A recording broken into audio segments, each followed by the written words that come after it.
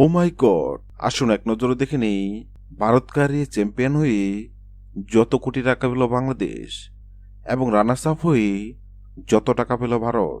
Asia কাপের champion হয়ে শিরোপা ধরে রেখেছে বাংলাদেশ। মামুলি 198 রানের পুঁজি নিয়ে জয় পেয়েছে লাল সবুজের প্রতিনিধিরা। অল্প পুঁজি পেয়েও ভারতকে 139 রানে অল আউট করেছে জুনিয়র টাইগাররা। 59 রানে জয় পেয়েছে যুবরা। বল হাতে ভারতের মিডল অর্ডারে 10 নামান যুব দলের ডাহাতি পেসার ইকবাল হোসেন ইমন। তিনি 7 ওভারে 24 রান দিয়ে গুরুত্বপূর্ণ 3টি উইকেট নিয়েছেন। এর মধ্যে চতুর্থ উইকেট জুটি করার চেষ্টা করেছিল ভারত।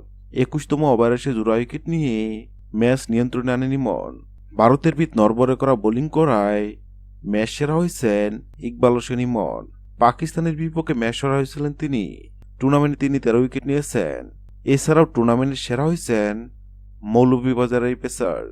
ম্যাচ সেরা ও টুর্নামেন্ট সেরা হয়ে লিমন পেয়েছেন 1000 মার্কিন ডলার, বাংলাদেশি টাকায় যার মান 1,19,635 টাকা। চ্যাম্পিয়ন হয়ে বাংলাদেশ পেয়েছে 15,000 মার্কিন ডলার, বাংলাদেশি টাকায় যার মান 17,94,525 টাকা। এবং রানার্স আপ হয়ে ভারত পেয়েছেন 7,500 মার্কিন ডলার, বাংলাদেশি টাকায় যার মান 8,97,262 টাকা। হ্যালো বন্ধুরা, যদি ভিডিওটি ভালো লাগে লাইক দিবেন এবং সাবস্ক্রাইব আমাদের চ্যানেলের সঙ্গেই থাকবেন। ভিডিওটি দেখার জন্য আপনাকে অসংখ্য ধন্যবাদ।